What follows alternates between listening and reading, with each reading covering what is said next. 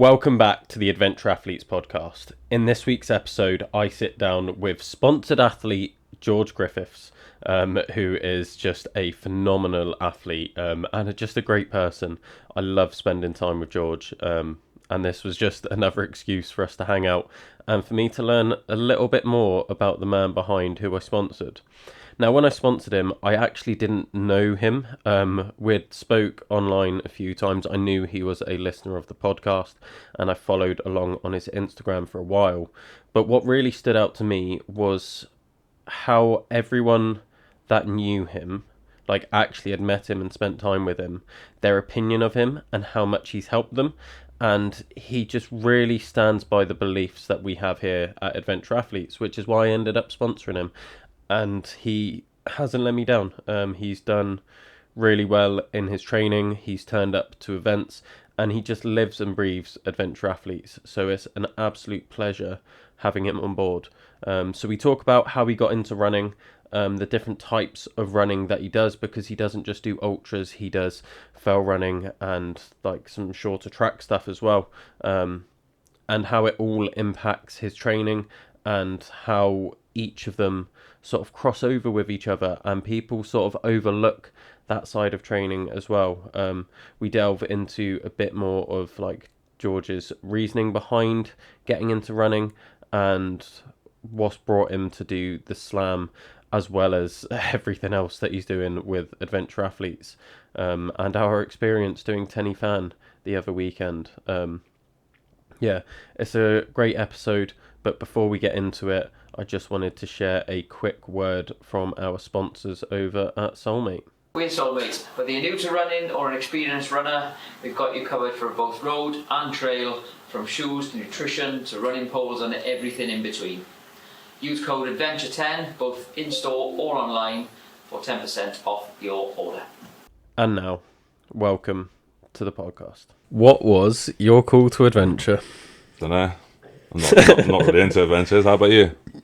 Oh, I just went up a mountain once, didn't I? No, I'm joking. So my call to adventure was when I first started training for my first sort of trail races, trail halves, and my first. And there's a few like certain moments that sort of stick in my mind. When I was training for my first trail marathon, especially the first time I ever went up to the Brecon Beacons to like just hike the horseshoe. Yeah, I'll just never forget, like when I first got up there, like just, it was only a couple of years ago now actually, which was the first time that I'd really done anything like that. And I was just absolutely blown away by like the landscape and like just I just had like a pure like feeling of just like happiness and like freedom and like peace as soon as I sort of got up there. I was just absolutely buzzing to be up there, and I hiked it with a couple of my friends and like made them run a little bit and stuff, and like I think they were like they were like enjoying it, but like I was like on like another level. I was just like literally just like smiling, like running ahead, just felt like a little kid in a playground sort of thing. And then there's a few like moments that really stick in my mind like that. Like when I was training for my first ultra, I went to the Black Mountains, and I always used to try and like get up fairly early, like, you know, try and time at the sort of sunrise. And as I was climbing up like the big first climb up into like the Table Mountain, there's like this sort of like red sort of winter sky like raising up as it was like getting light, and I remember like looking back and seeing like the Sugarloaf Mountain and stuff, and just being blown away by it. And then when I got up to the top and sort of started the actual run, there was just like, you could just not see for like miles, and just like that feeling of just like peace and just like being on your own up there, and just like just really did something to me. It, like almost like spiritual in a way, like it's the only way I can sort of describe it. It was like, it was just incredible. And I'd like complete these big these like 20-mile runs up there or whatever, and not really know what I was doing or where I was going. I just get like a route on Strava off someone. I didn't even really have like a watch or anything at the time, and just do these missions and just like the amount of joy they gave me, and like the sort of sense of achievement afterwards. So I'd just be buzzing off it, and as soon as I come back down, I just couldn't wait to get back up there. And that's just like all I could really think about then. Like each week I was just like, where can I go next, what can I do next, and stuff like that. And even if it was just like maybe like local trails and things like that, but yeah, being from Bristol, like there's beautiful countryside, and there are good trails and stuff everywhere, but generally you come over to like Abergavenny or the Brecon Beacons for the mountains, and yeah, and even like recently, like one of my, I think I just went to basically run the horseshoe again, and like it for me usually it is amazing to do things with people as well, but for me like sometimes I like to be up there like really early, just like on my own when no one else is there, and like up in sort of in nature and where it's just quiet and just it's just like a really good sort of, I feels like it's really good for my mind, and just it just feels peaceful, just away from, you kind of just forget about life, don't you, when you're up doing stuff like that, you know. So yeah, that's what I'd say my call to adventure is. Really, when I think of adventure, those are the things that stick in my mind, that where I sort of fell in love with it and couldn't imagine not doing it now, really. Yeah. But can you remember when you first felt like Um, I've always sort of like challenged myself and pushed for things, but it really became about adventure when I watched the Barkley that? documentary, Yeah, 2019. yeah. And then I was like, oh, like I'd never heard of an ultra marathon before, and these guys are doing like 100 miles with like fucking all the bristles and Yeah, going through the brush and that, and like doing the hardest race you can imagine. And I was like, I want to do that race. yeah. Inspires Like, you to do it. Yeah. yeah, most people watch it and they're like, what the fuck, why would you want to do that? But Yeah. there was just something in me that was like, I want to do that. So then I signed up from everything from like 5k to Yeah. ultra marathon. Yeah. Didn't really do them until the ultra. Yeah. And then I was like, oh cool, I've just run an ultra marathon. Yeah, it's like, well, yeah, like that's another thing. Like a lot of things you see. It's funny, like, you know, like the whole community, you know, that we're in, you know, now like this. Like you see things online. It's funny how they inspire you to go and try those routes or do those things. And like you said, documentaries wise, I think one of the ones that sticks in my mind is I mean, there's loads like that. I mean, like I got carried away watching the first ones you see are like Western States and all these things, don't you? And you just like you think, oh yeah, like it's incredible. But the Rhys Jenkins one about the like the coast path, not, you know, the Welsh Welsh coastal path. yeah, that one. Yeah, that one was like a bit like that, because some of the first ones you might see are like all these like sort of American ones, aren't there? And these places that just seem impossible. But like seeing like that one, I remember that sort of really inspiring me. And like it's almost like when you're out on a run and like it's starting to feel hard, I sometimes will like think back to like all these things you see and these people that inspire you, and like like you sort of like go into that mindset and like sort of picture what you've been watching them doing it, and I think that can really help you sort of do that. But yeah, and then obviously, but then the more people you meet for it, you end up doing even more, don't you? Really, you can at first like for like the first year, it was just all about just me going out on my own. Like I didn't just like that's what it was like. I remember even like hearing from like catching up with old people, maybe someone like that I used to know from years ago, and they were like, oh, I run now, and they might be like, oh, do you want to go, like, we should meet up for a run? I'd be like, oh no, I'm alright. I'm alright actually. No, I'm just gonna plod the trails on my own, like, for a bit, you know.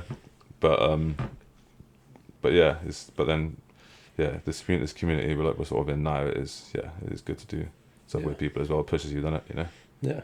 Yeah. I find it funny how you're bringing up the Rhys Jenkins documentary, and I'm pretty sure that's when you found out about this podcast was from his episode, and now you're doing like all of his races, the Pegasus Slam, and like you know him personally, and you're like part of that community. And that was only like probably about 2 years ago, maybe, and now all of a sudden you're in it, because when I used to see, like, it's hard to even remember now, like how you even end up like being in contact and friends with all these people, and all of a sudden, like I can't even like think like the first time like all these like contacts, whether it was on Instagram, Strava, whatever, all of a sudden you're like seeing all these people do this stuff and you're like, oh, that's pretty cool. But then like at the time you might be like, oh, I don't know if I really want to do that. I might be a bit like sort of out of reach or whatever, or maybe not even that interested even like pushing that far. And before you know it, you're like running with all these people, aren't you? You're friends with them, and then next thing you know, you're bloody doing the slam. You know, it gets a bit out of control, doesn't it? But yeah, it is true. I think that probably is around that same sort of time, and seeing the podcast, and like, there's a few episodes of the podcast that really stand out. Like Grant's episode really stood out to me. Not just from like a running achievement side of thing, but there are some episodes that like sort of like touch on like all sorts of things like that, like combined with like, say, like, you know, mental health stories, or like people that have like transformed themselves sort of thing. But yeah, that I found really inspiring, and like helped me at the time listening to them, and like I think another episode was like yours and Jenks episode. Shout out to Jenks, like that. He gets a shout out in every I know, episode. I know, It's yeah. not an episode unless we give Jenks a shout out. It's not your podcast, mate. Leave it. It's not your podcast. But no, like there are just certain things like that do really stand out, and it's funny how it sort of dominoes on, doesn't it? And how that happens. But yeah, it's good. It's good. So do you think like Instagram and that is probably like the best thing that's like brought people together then? Because you keep saying like, oh yeah, like you just add these people, you start chatting with them, and then next thing you know, you're running with them. Yeah, it's weird. Like I swear, like it hasn't even been that long. Like I've only been like into any of this for like probably a couple of years. I can't even think how that really started in a way now. That's just my bad memory. But yeah, I think it is. Obviously there's a lot of shit with social media, obviously, but like there is so much positive to take in that sense, because for example, like my first trail half, it was like the Hocker half in Afton Forest, if that's how you say it, at Port Talbot, out that way. I like drove out there, which felt quite far at the time, to do this half, and I'd got into running punks. It was beginning of lockdown, which is basically when I sort of started like running and stuff, but running punks was just like an online community, like this Facebook group sort of thing, and I just saw people like just go on there, post their run they've done on their own, and talk about their music and stuff, which was right up my street. And I went to this half, and again, like even when I started doing like the races, like I wouldn't really talk to anyone. I just like sort of just plod along and just like do my own thing and just get in my own zone. But that's where I met Lee Westwood. Shout out to Lee-Bo, lovely. And he just started talking to me, and I'm like running up one of the hills, and he's like, oh, "You're right, man." Like, and I'm just like, "Man," I'm just thinking, "Man, I can't really talk, to be honest. Like, I could hardly breathe, like right now." But then, we just started talking, and we were talking for like ages, and we like probably only met like a few times, but like became like mates sort of thing. It felt like just from talking online like that, and then again it just snowballs, doesn't it? The next thing you know, like you just people all sort of add each other like that, and I think it is an important side of that. I think obviously like if you don't live like in the area, the South Wales community or whatever, and you don't tend to like meet people at the race and stuff so much, then that is one way you can get into it, just from bits like that. So that's got to be a positive. But it ends up being though, like the annoying thing is it ends up being, say you want to have a break from social media, like it's quite hard to, it if you're doing that sort, you need to do that sort of stuff. But yeah, definitely, I think it is good for that. Yeah, definitely. Yeah. How did you go from, like you're saying, like, oh, you got into these trail runs, you was part of the Running Punks online community, things like that. How did you get from there to where you're at now, being an adventure athlete, like sponsored, and going up Penavan 10 times with me yesterday? Yeah, I'm knackered, hanging. I went to cramp as you said that. Just as soon as I mentioned Penavan, you're like, your legs start spasming. Yeah, don't talk about it. It was silly. Don't talk about it. Ridiculous. It was getting quite silly. Yeah, it was, to be honest. It's too silly to even talk about it, really. Ridiculous. So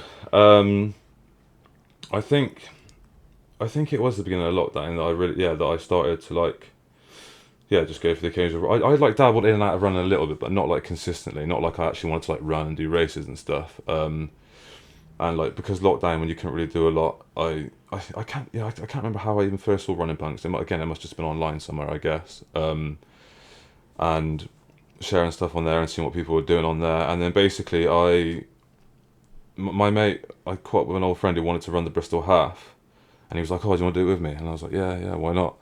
And like just did the classic thing that a lot of people do, like didn't really train for it or whatever, just like went out and tried to just run like the distance the week before just to see if you could do it, that all silly trick that like everyone kind of like does. I felt like shit, like my legs were like dead, and like, but when I actually did it, I was like, the actual like event, I like really enjoyed it, like I loved it, and like just the atmosphere of the race and everything, like just the whole thing, I think being in the moment of it as well, like I didn't really find it that hard at all. I just like enjoyed like all of it, and I guess it's hard to remember like when I first like even really thought about like trail running from that point, but I guess it probably was from seeing Running Punks and probably other things online.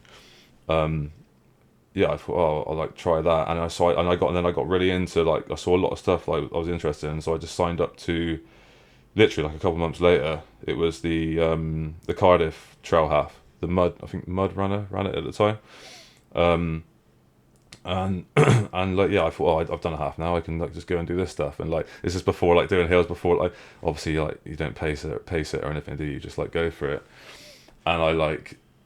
Yeah, and I wasn't really like that. Yeah, I wasn't really like training properly. I just maybe just like finding like my local like trail or woods and just like going for like a little plod here and there, but not really training for it. Just like when you first start, you think, oh, as long as I can do like this certain distance, then I'm obviously going to be fine. And then on race day, like obviously everyone's just bombing it out, and you're just like, I remember like on that Cardiff, the Cardiff Trail Half, like there's this first hill up through like I don't know, wherever it was, one of the like forest woods bit. There's just like this first hill. I remember power hiking as hard as I could, like trying to overtake people, like the very first hill.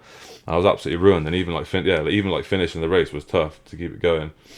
But again, like having that feeling of doing a race like that, like with people, but it being like in a nice place, like in the, on trails and stuff. I was like, yeah, I loved it. I was in love with it.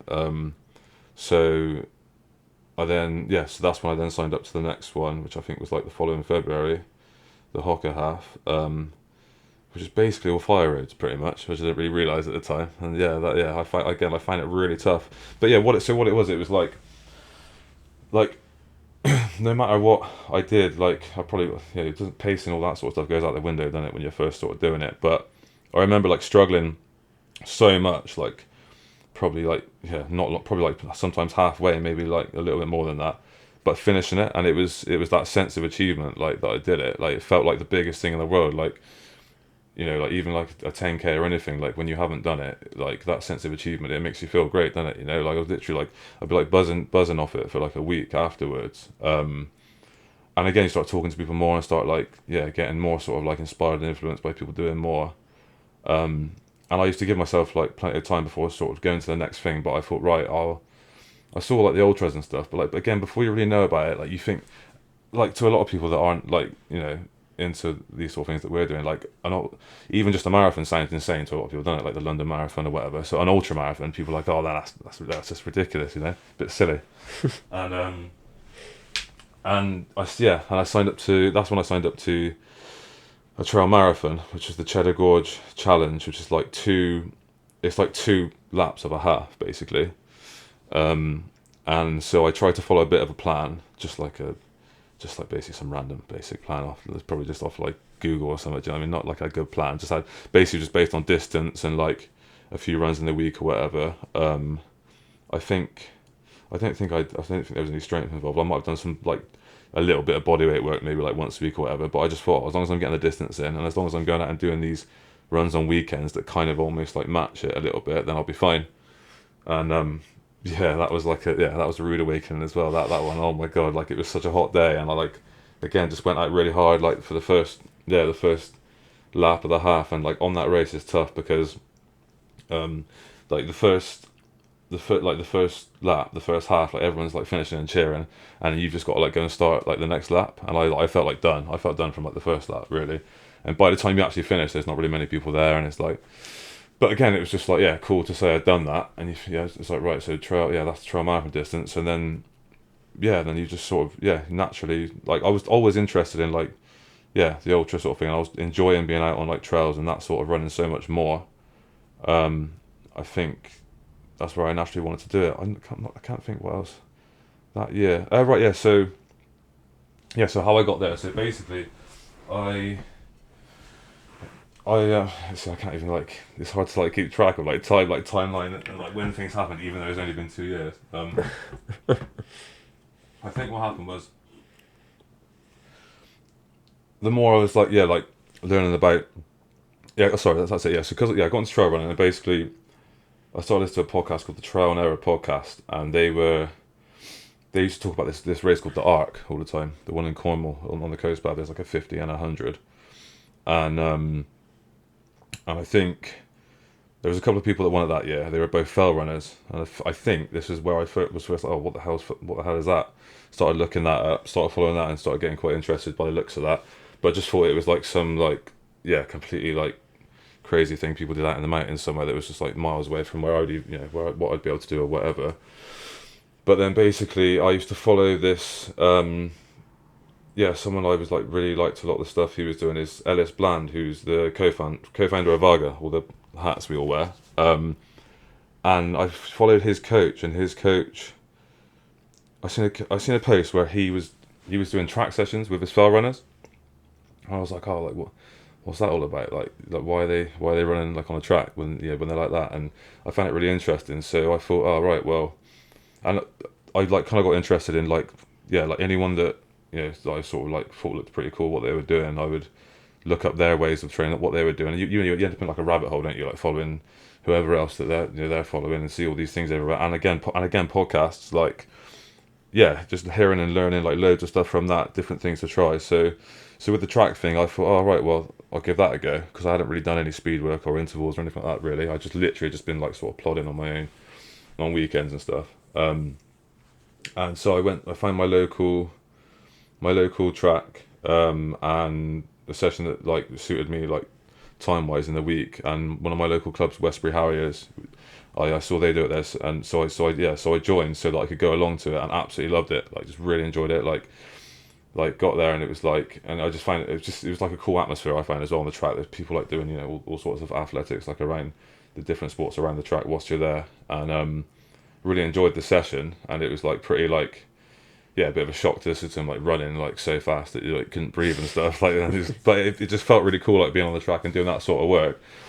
And so I joined the club just so I could do that. Really, at first I was just going to use that so I could go there and do their track session, and still do my stuff as well. But through that, obviously you get talking and you're part of a club then. So I end up like doing more like speed work with them, interval sessions, things like that. And they're predominantly a road club really, but I found like a massive boost in my fitness, like within weeks, like being consistent doing those sort of sessions.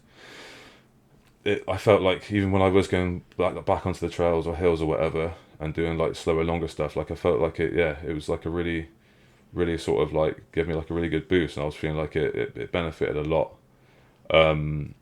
So what ended up happening is I think that summer I ended up just doing like a lot of sort of work with the club like that, like random like road relay races and things like that, and I was enjoying it. And I never thought I would join a club, to be honest. Like I never thought I'd join like an actual running club like that, but I really got into it. And then they're doing like a lot of those sort of races, like a lot of clubs do, and like people picture like people, I think like this this obviously like something I think about like quite a lot. Like people like think that it's like road running and like trail running is like these two massive like opposite things, but most people usually like start like doing road running sort of stuff, and then they find trail running or whatever, and they're like, oh I'm done with that. But I sort of like did trail running first, and I think, and through the people I met in my running club, they taught me like a lot of things that sort of like transferred over, and a lot of them would do like a bit of both as well. And like so then I've been there for a few months, and then one we had like a sort of Facebook group for the club, and then someone posted, oh, we're going to do a fell race. I think it's the Sugarloaf Winter Fell Race. A couple of people. I didn't really know like that many people that well in the club at this point, and I was like, oh, they're going to do a fell race. Like, well, yeah, it's a perfect chance to like go and give it a go. And like absolutely loved it. It was like I'm like just like so different to any race I've ever seen before. It's just like a group of people will just like basically just stood outside a pub, and like a guy just like sort of stands like on the wall and just like says, right, everyone, let's go, and then they're off, and like the first like climb straight away is just like everyone's like running up this like really steep hill, and you just absolutely destroyed like within like for like 5 minutes, like absolutely done. And it's just incredible. And like just seeing all the like a lot of the runners are like all sorts of ages and stuff as well, and seeing all these people do this race was just it blew me away really. So through that I did that, and then I was really wanted to do some more of that. I did another one, the Blorange, and that was absolutely nuts. Just up and down like this, basically the steepest part of the Blorange. It's just like again it's just like, and these like short races, and they felt like pretty like dangerous and like crazy at the time, but like I was just like sort of like dipping my toe in these different types of running, and all of it felt like it was sort of benefiting. In the back of my mind, I still always like had it in my mind that like I was interested in like the long distance ultra stuff, but I was just sort of enjoying doing all these bits. And then cross country season as well.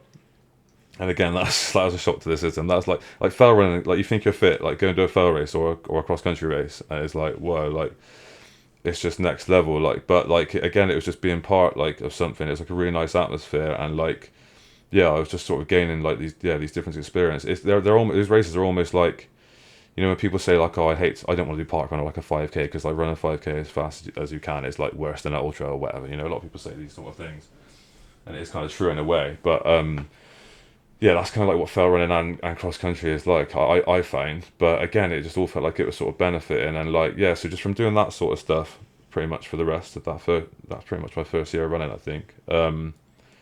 And then that's when I signed up to my first ultra, which was going to be the following February, the Dartmoor Winter Traverse. And I was like, so like after doing all that stuff through there, I was like, right, I better like bring my mileage up a little bit and stuff and try and start preparing for this. And that's when but yeah, like when I spoke about like the call to adventure moments, that's when I started like going and doing all these missions and trying to prepare for that. And then like, yeah, that first ultra, like again, it was just like a massive like experience on its own. It was like we had like 6 months of rain, I think, like yeah, and that winter was like really bad, and it was like just like the boggiest like thing you could ever imagine. It was like literally the first like I started the first 10 miles was like jumping over bogs. Like you couldn't even like run, like even walking on it was quite tough. Like running it, it was just absolutely mad. And I but by this point I was like getting so into things, and like I was just like yeah, I'm gonna like I was like it's weird how you can do this. I was just like yeah, I'm just gonna stick like this front pack here, and like I'm just gonna like follow that, like just follow them, just try and stick with them. And I like stuck. I like remember like following this woman who ended up going to. She ended up like becoming like second lady or something, and was like turned out to be this like amazing like, ultra runner. But I'm gonna stick with her, and I couldn't like yeah. But she like yeah lost me like not long after. But then and then like later on, I was really struggling. Like I remember after the first checkpoint, I think, which is like about half marathon distance, I was like really struggling, and I was like, oh my god, like I've got a long way to go, and I found this like group of guys, and I was like, right, I'm gonna stay with them because if I don't, then like I might get lost as well. That's another thing. Like, navigation. I just and it's the same in fell races. You really should like have some navigation. Like really, you should be able to traditionally like map and compass, like no GPS, and be able to do that whilst running it or whatever. But I just like tag on to someone and just think, right, if as long as I don't lose that person, I'll be all right. That's what I do. And these 5 guys like just didn't stop running. Like like in ultras, people say, "Oh, it's alright, you walk the hills, eat some food." They just didn't stop running. They were like running all the hills as well. And I was like, "Well, I'm just going to stay with them." And somehow I did for most of it. I think it was only the last 10k. There was this last climb bit that I just couldn't do it anymore. I was like fully like pretty much done. But my legs, I just one foot in front of the other, just like managed to get there in the end. But that was like the biggest lesson, which a lesson that I still go over on pretty much every single race now, whether it's like a short fail race or whatever, maybe even in training sometimes if you're pushing it. That like it was like a massive lesson in the fact that like I wasn't probably ready for that race. It was like it was an ultra. It was like a 50k along terrible ground, terrible winter conditions, and I probably wasn't ready for it or whatever, but I pushed myself so hard that I stuck with them and actually came 12th in that first one. Which again, it doesn't really matter where you can, but I just like I had no business like sticking with them and pushing that hard, but it's just like that perfect example that it proves how like what you can do when you do feel like you can't like that. But I was destroyed from that race. And that was my first sort of like dip into it. And it was like so tough. It was like a strange feeling at the end of it. It was like it's not like the Pegasus events where you've got like loads of people like helping you for an end. At the end, everyone's like It was like just like I think there was like 3 checkpoints. They felt really far apart from each other, and like at the end you just like you're at a village hall and like someone just gives you a medal and like oh yeah right, and I'm just sat there like just not even knowing how I'm feeling really, like just felt destroyed, and like you almost feel like it could be like a bit of an anticlimax in a way. You're like what was that? Like did I enjoy that? That was weird. But then like afterwards, like just felt absolutely amazing. And then I was like hooked then. And then but then so basically what I did, so that's what brought me to the ultra thing basically. And then I basically just rolled on back into like the shorter club stuff for a bit through that summer, working on like even like did like a 5k and got got like a sub 25k, which was just bonkers. But I was like what a lot of people were saying to me is like, you're either going to go for like long distance stuff or you're going to do this stuff, and like that was the one thing like in some of like the club training, like, you know, it's like the jack of all trades thing, isn't it? Like, you know, you're either like, which one are you going to do? Are you going to like be like this fast runner, or like are you going to be this long distance runner? But I was like, I'd have like sort of, it's almost like I had seasons of each one that year, which I think worked quite well for me. And so that summer, I just carried on doing that sort of stuff. Still like going on like some long runs on weekends and things like that, but enjoyed doing that with them. And then eventually did my first Pegasus race, the Rhythm, and from doing that stuff throughout the summer. I'm not sure what else I did that summer. Just a lot of like, I think it was just a lot of short like road races and things like that. I think a lot of it, some trail races as well, I think, but just doing my own training, and then by the time I got to the Rhythm, and I had a really good race there as well. So that's what brought me to the ultra world pretty much, and and now I'm doing the slam. But I don't think I did. And that winter I don't think I did much after the Rhythm. I think I just back into cross country season once again, and it was like so it was just like a sort of a mix of that, which felt quite good doing it like that, really. Yeah. You could use like that again. That was an amazing thing about having like a club like that. Like it was almost like and even then that early it was getting to the point where like I was ended up doing some sort of race most weeks or whatever, but you're sort of using them as like your speed sessions or whatever, and then trying to get your long runs in as well. It's not easy to get that balance. I would find sometimes, like when I was training for like an ultra, I would find that some weeks I would just basically just do my long run on the week at the end of the week, because and then sometimes these long runs would like write me off for like a lot of the week, and I'd do it again. But that's pretty much what brought me there. Yeah. What made you want to do an ultra? Barclay Marathons, like you said. Yeah, sorry. Like you said, yeah. I'm so basic with that. I'm like, monkey see, monkey do. I'm like, oh, that looks fun, I'll do that. Or in the classic case, like I keep saying with the 6 and 6, oh, Will, why don't you try this? Yeah, okay. Easy. Sounds fun. Then I do it and I'm like, what am I doing? Yeah. Yeah. I think it can feel like that in any race though, can it? Like, you get into it and then it's like, but it's like the accomplishment afterwards. It takes I think sometimes it can take like a little while. Like people say about like post race blues and stuff. I don't think I really get that. I think I'm just whatever it is. As long as you've got to like not necessarily like lower your expectations, but like I personally like to have like a realistic expectation as well, that for yourself to be like satisfied in what you're doing. Like if you've like tried as hard as you can and like completed a race like that weekend or whatever, or that month, then like I can like be proud of that and be happy with that and like buzz off that for like a good week or so and then go on to the next thing. Obviously it depends how you feel and how you do in the race as well, I guess, but like I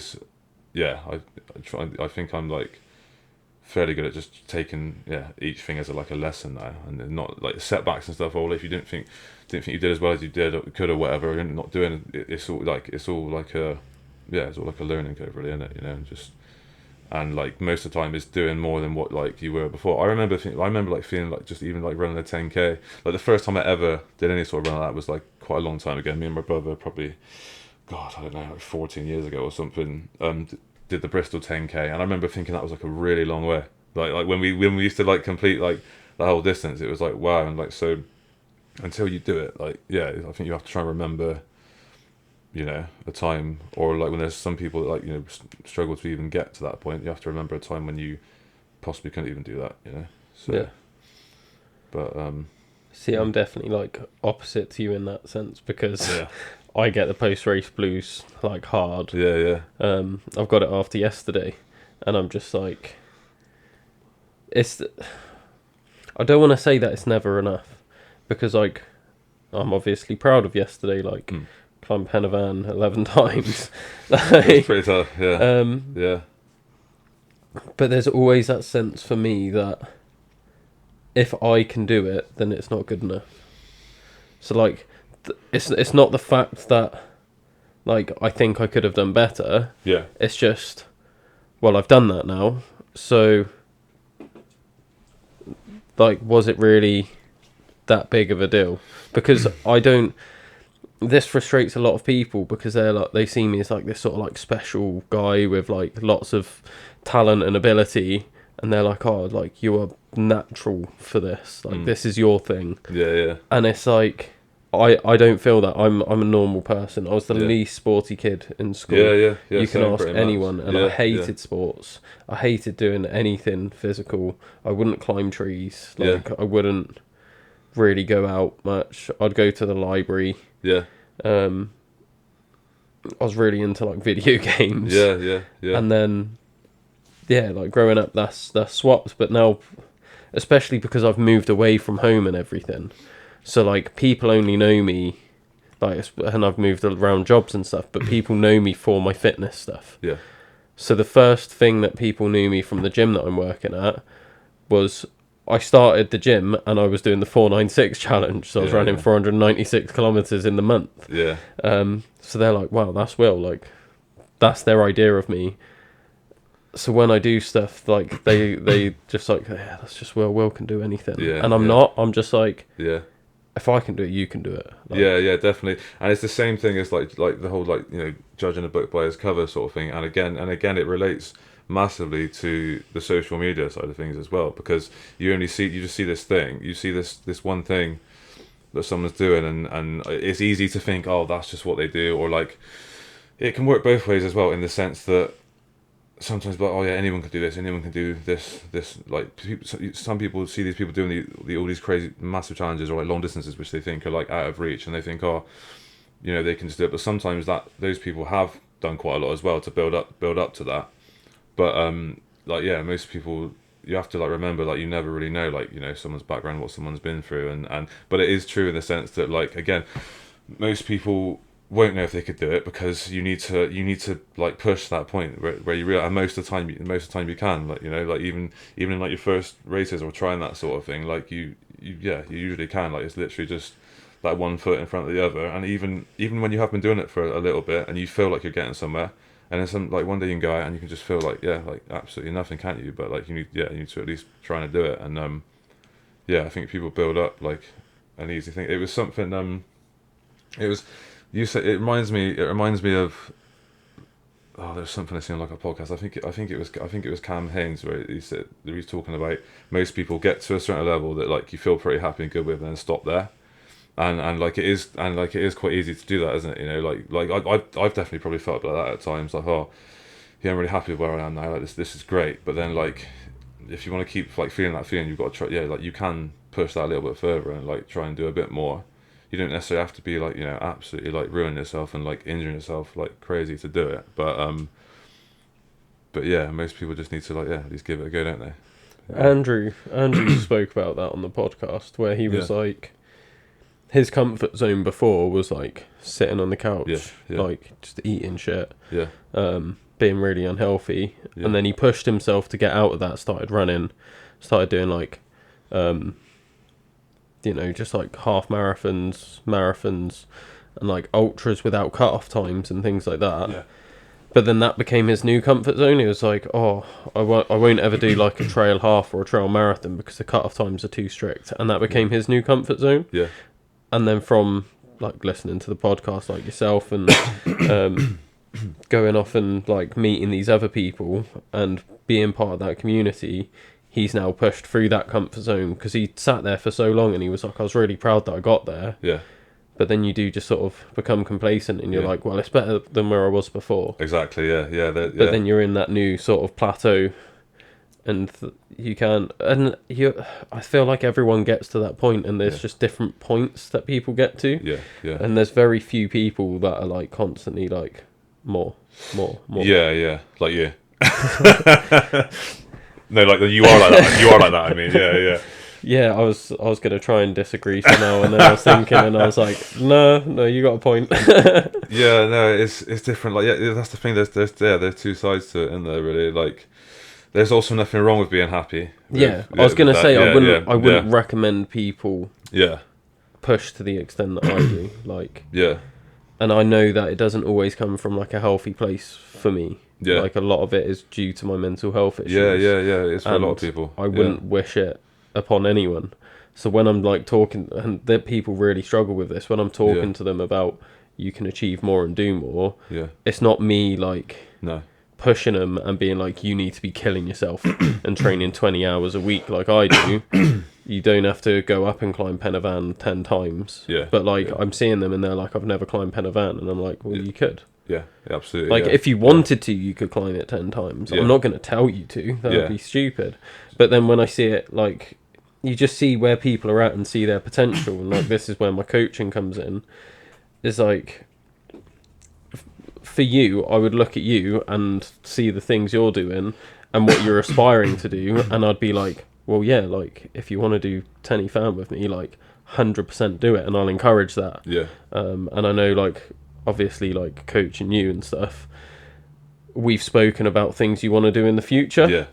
And then I'm like, I can be quite realistic and be like, yeah, like that's doable. And like, if you ever said something that I'm like, no, then I would tell you it, but it wouldn't be like, no, you can't do that. It'd be like, well, we're not there yet.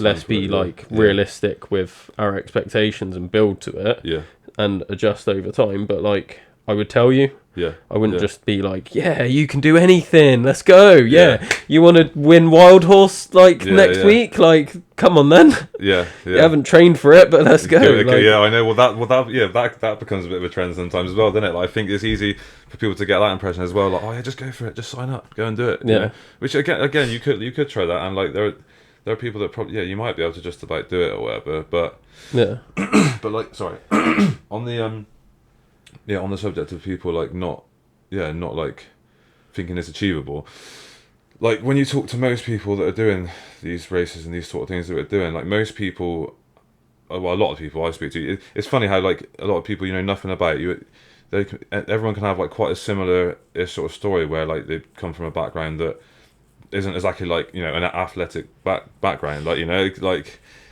you could be like bloody drinking and smoking for years and not done much sports, but it doesn't mean that you like can't pills to hills. Well, and like most of my 20s was just like partying basically like that, you know. I was into sports as a kid, like martial arts and football and stuff when I was really little, but most of my 20s was just like smoking and partying and stuff, and I like think it's the same for a lot of people, and like I think that's why like any running, not just ultra running, like it can be like a good thing to get into like that, because you just work a little bit at a time, and like those achievements feel amazing, you know, and you don't have to just think, oh, it's just because, you know, look where I was. Like there's always, you can always just do like a lot more than what you think, you know.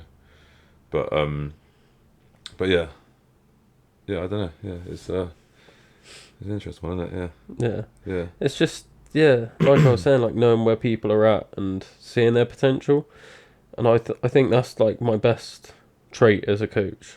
Like I'm actually being kind to myself here, mate. Good. Keep doing it. This is good. Keep going. Like I'm really good at like knowing what people can do, even when they don't believe it. Like Jo, for example. She like talks to me, and although she does have like a level of self-belief, she also undersells herself. Shout out to Berry Mama, by the way. So like I'll be talking to her and I'll just be like, look, like I think you could do these things, and like I'm like, if we push like this and we train like this is what we could achieve. And then she's like, oh, I've never thought that I'd be able to do that, and I'm like, of course you can. Because I can see that in her. And then it's like with my other client, like Nina yesterday, who came out to support us. She had never climbed Pen y Fan before. She had recently gone on like her first hike with Eliza, who also came out yesterday. Like Eliza took Nina out for her first hike and she loved it, and she was like, oh, one of my goals for this year is to do Pen y Fan. And she told me this like a few weeks ago, and she's been doing Couch to 5k with me.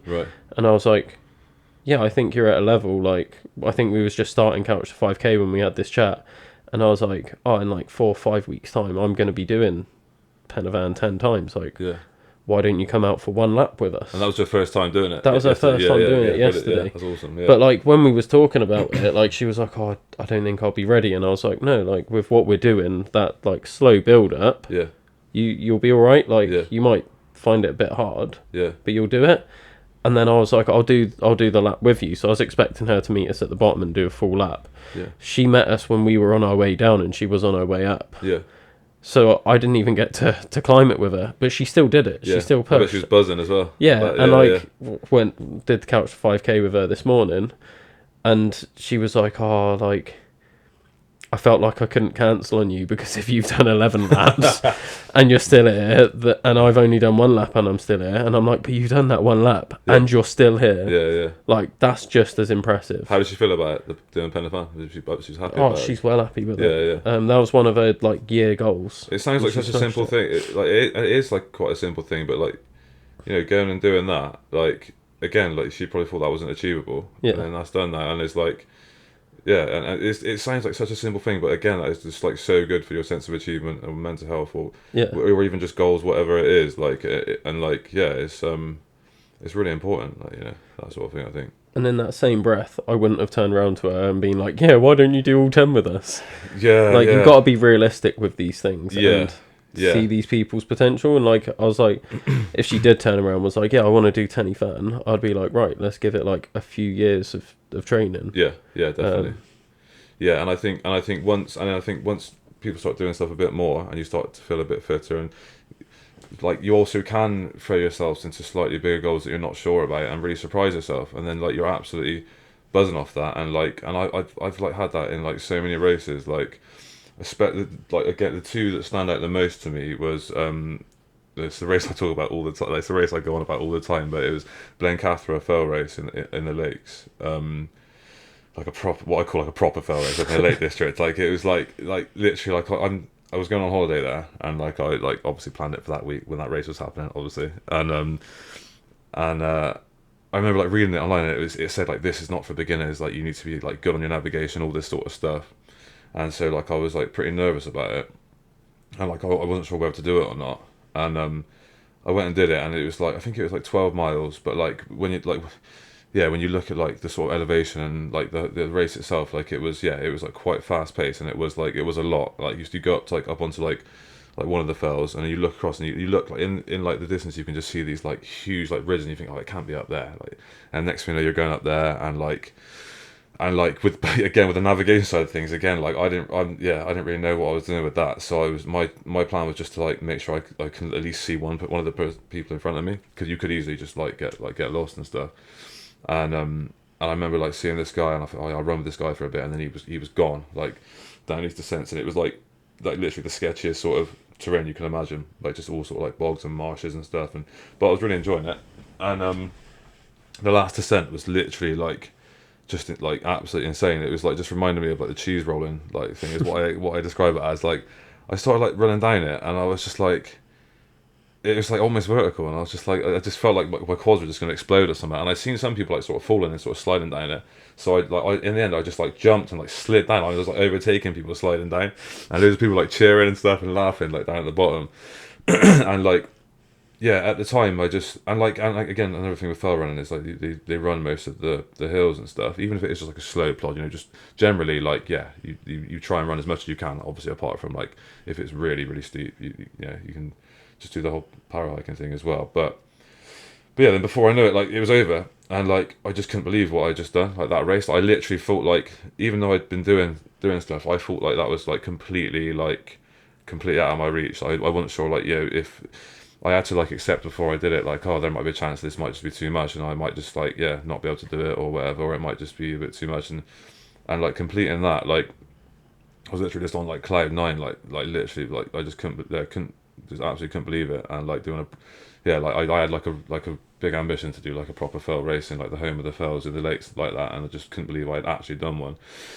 And then the Brecon Beacons fell race, which is a 20-mile fell race, and then like I was thinking, like, can I do that? Because you're trying to keep a strong pace like the whole time on these races, you know. And I was umming and ahhing about it, and I was like, oh, I'm just gonna do it, like. And like usually you can see like the start list when you sign up, like on this website for a lot of the fell races, you can see like who's on it, and like Damien Hall's name was on it, and like some other like, yeah, really like well-known like fell runners and stuff. And I was like, oh man, like what am I doing? Like I don't know if I can do this. And it's generally only probably about 25 to 30 people in this race as well. So again, I'm thinking, I think you could use navigation if you needed to, but you can't really do that whilst you're like, trying to run as fast and hard as you can for like 20 miles all over the Brecon Beacons.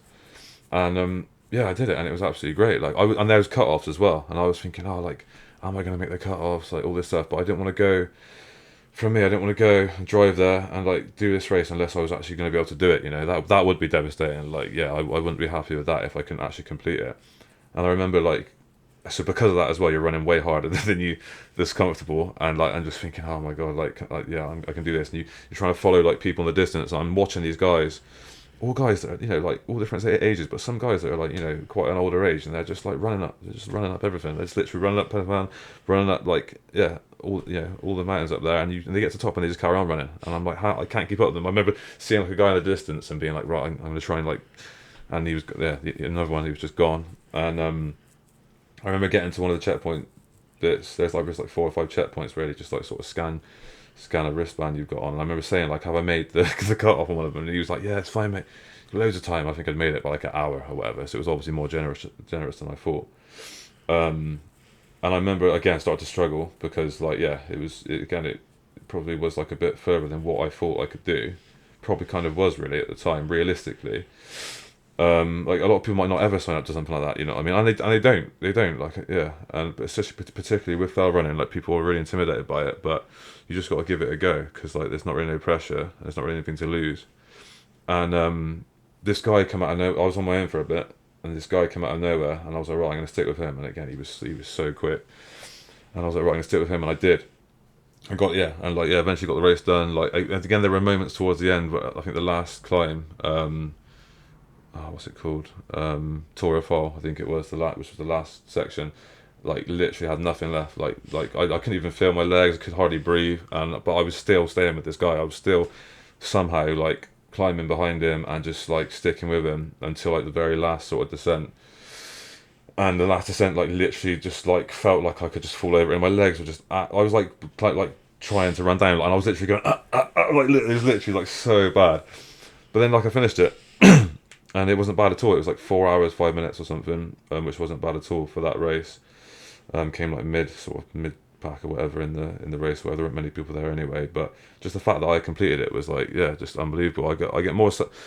The ultra distance, I do find it really satisfying. But I kind of look at the ultra distances as like a build up of achievement in distance.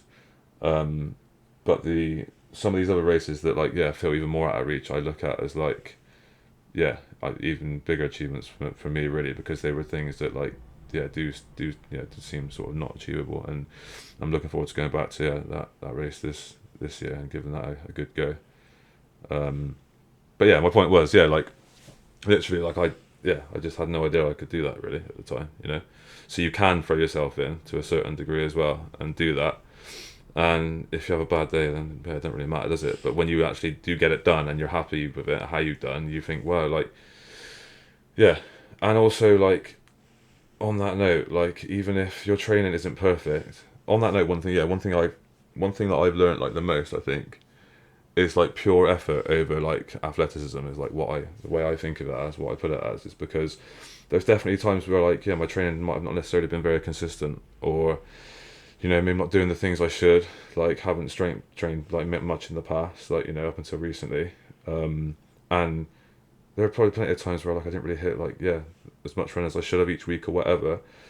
But there were times throughout that summer where like I was hitting those races and I was like doing way better than I thought I would, way better than I even could have ever imagined. That doesn't mean don't train, like obviously, but like at the same time, like you don't have to like necessarily get beat up about.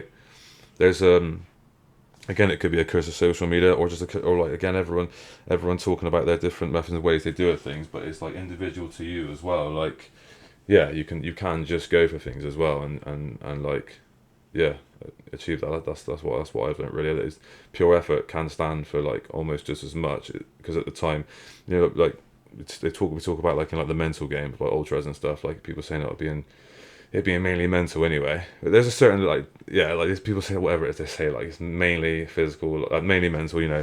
Again, I don't know about that. Like at the end of the day, you still need to be able to do it. Like you still need to be able to like actually complete it. But it is true in the sense that like you can definitely do more than you think. Like no matter what distance. Like, and like last year I felt like I was like really like on just stepping up and up and up, and then all of a sudden you'll be humbled. You do a race that you think's not going to be too bad, and and you just feel like absolute shit, but you still complete it and it's all good. But like even fairly recently I did crib in fell race, and that was like just absolutely insane. Like I think it's like 5-6 miles or something, and the elevation is just like ridiculous. But I remember like literally like it must have been like 10-15 minutes into the race, like climbing up, I just felt like absolutely terrible. Everyone was just like dying, everyone's like climbing up, and it was like I remember thinking to myself in the moment, like just one foot in front of the other, like and next thing you know, like you finished it, and it might have been hell at the time, but you can definitely do it no matter what level it is, whether it's just like couch 5k or that sort of thing. So people don't have to necessarily wait for as long as they think either to go for things. Like I think that's what being part of a club can help with as well, though. That's why joining like Westbury Harriers did for me. They had all these like all different types of races and stuff, and that was like a good sort of build up of an experience into the ultra stuff. So I think it's good to like look at a bit of both and try different types of running, not just sticking to what you're comfortable with, because I think it benefits all round. You've got to go for those like horrible like sort of hard sessions, and even though like just plodding is nice, I think but again at the same time, do whatever you want in it, really. Do whatever you enjoy, it's up to you in it, really. But it can get a bit silly sometimes. It can get a bit silly. Like Yesterday was very silly. it was good though.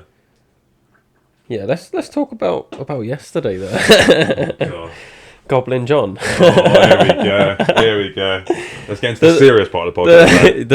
The very serious part of the podcast. There was, honestly, I've really struggled to process what happened yesterday. It's all a bit of a blur. It does go into a blur, because I was out longer than you, because I did a bonus lap with those guys that were doing Tenny Fan Fanan. Because they were only one lap behind us, so I was like, they were in bits, and I was like, you know what, they need a bit of morale. Well, were they struggling on that last one? There was one of the guys, his knee was like blowing up. Oh, God, and I was just like, they could do with a boost. So I waited behind after you guys left and did the extra lap. But I was out for 20 hours on my feet. You guys were out for like 18, I think. It's the longest I've ever been out on feet ever doing something like that. And we had like little breaks. We had that one big break because we was waiting for Dawood. Fair play to him, by the way. Like I was going to say, like what we were saying earlier, like that was his first marathon distance. He'd only ever done like half marathons that he's just run himself. A couple of them. That was like a pure show, of that sort of resilience and determination. Again, like we were saying, he hadn't done that sort of thing before, has he? Most people like 3 would definitely be like enough. Probably it was enough for me, to be honest. But anything after that's a bit silly. The whole thing's silly, really. Isn't it? I don't know why you bother going up there, to be honest. I wouldn't bother. But that was amazing. But carry on. We had that break. About an hour, But we was out for like 18-20 hours. And like I can't differentiate like what happened. No. Really, I was looking through my Instagram because I was uploading each one, and I did the stupid thing of having multiple Instagram accounts, so I posted some on different accounts. I was trying to like look at both of them this morning. I was like, what's going on? So then I like downloaded them, and I've tried to make a reel of like everything in order. Trying to put it in order, my head was gone, and I was just like, what? Like, did that happen then? I was like, I swear they came later on in the day, and mate, it's a whole blur. But like, just the amount of like little moments that happened, that they're like the ones that you remember. Definitely. Like the horses having sex. Oh my God, No, it's the same in races, but no, especially yesterday. Like it all just blows into one, doesn't it? Like the evening felt the same as the morning. Like it's like you just get into the zone, don't you? Like it was when this is what messed me up. It's when we went up at like 7-8 p.m. And I said morning to someone. And I was just like.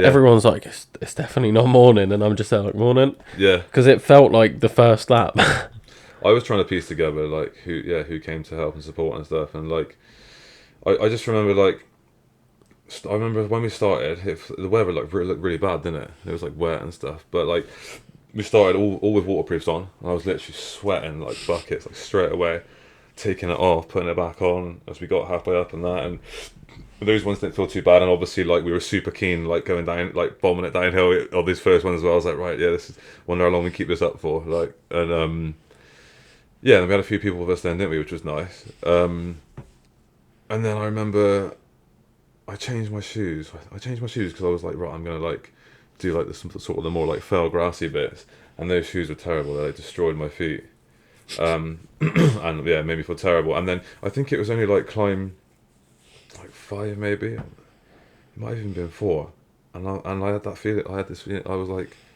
I feel, like after like the climb and like getting to the sign and running back down, starting running back down, trying to follow everyone. I was like, I thought I'm knackered. I'm done. That was lap 4. I remember that one because that was my fast one, wasn't it? Yeah. And I was Yeah. like, I can't.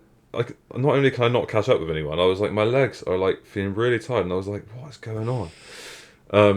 Luckily, that was the only time that I really felt like that in my body. Anyway, Mentally was very different. things got weird. Yeah, people talk about like this is one thing as well. People always talk about like hallucinations when you do 5,000 miles or whatever. Yeah, all this stuff. Like you can get it just if you're tired. You're tired. Like, I swear, I get it. I get it after like 5 hours probably. I reckon. Just like seeing all sorts of stuff, like and just feeling weird. But yeah, like again, like that challenge. To me, like going into it and like talking to people about it before doing it, like that, and that is a big challenge. It is like that, like Tenafan is like that is a big thing to do. I think I liked the fact that it was climbing, and obviously sometimes we like just walk back down as well and stuff. I think when you've got a lot of running to do as well, in amongst things like that, I think that's like pretty tough. I enjoyed like the climbing bits, and most of it was like, yeah, most of it didn't feel too bad. But yeah, yeah, like I had to keep eating a lot and drinking a lot. But yeah, my head, yeah, the worst. I think it was lap 9 when I felt ill. That was bad, really bad. Like I felt like I actually was like possibly just going to collapse or something. I was like, oh, no. And I was thinking, I think it was coming down actually off of lap 8 because I think I ran a few of the random ones, didn't I? Because I was just like, I just want to get down now. And the running felt okay, but then I was like, and then when I started climbing back up, I was like, oh my god, I feel really like dizzy and sick and all this stuff. And I was thinking to myself like this is almost the worst time to feel like this because this is like towards the end. And I was like, I don't want to like be a problem now. Like, do you know what I mean? Like, I don't want to be like, oh god, I feel really ill. I have to stop or something now. Like, not that I would, but yeah, I'm gonna have to bring myself out of it. But yeah, there were so many funny moments, man. Again, it just blew, like all that stuff blew into one. All the funny like shit I come out of and stuff like, when I'm messing around. That's just like I don't even know where that comes from a lot of the time. Like it just comes out. There was a lot. Yeah, there was a lot of funny. Like it's getting silly now thing. Like I was dying to say that. I knew I was going to say that before the day started. Honestly, absolutely dying to say it. I remember like, and I don't know why my mind works like this, but I remember like on the way driving there in the morning, I was thinking like, I think I even said it like to myself. I was like, yeah, it's getting silly now. And I was thinking like, yeah, there's definitely going to be like a moment when I'm going to say that. You said it so early on as well. I think it was like lap 3 that you said it. Oh, I thought it was later than that.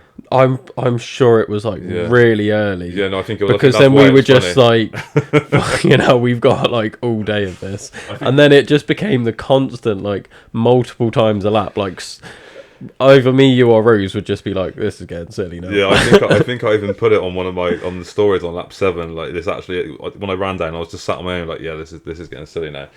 Like, what are we doing? But like again, a lot of that stuff like. It is definitely like a joke at the time, but it's funny when you say that when you start struggling. Like, I do it I've done it in most ultras as well. Towards the end, just like, oh fuck this! Like, why would anyone want to do this? Like, this is shit. Like, what was this all about? But like, I am definitely joking and like laughing at stuff as well, and like keeping the morale high in some sort of way.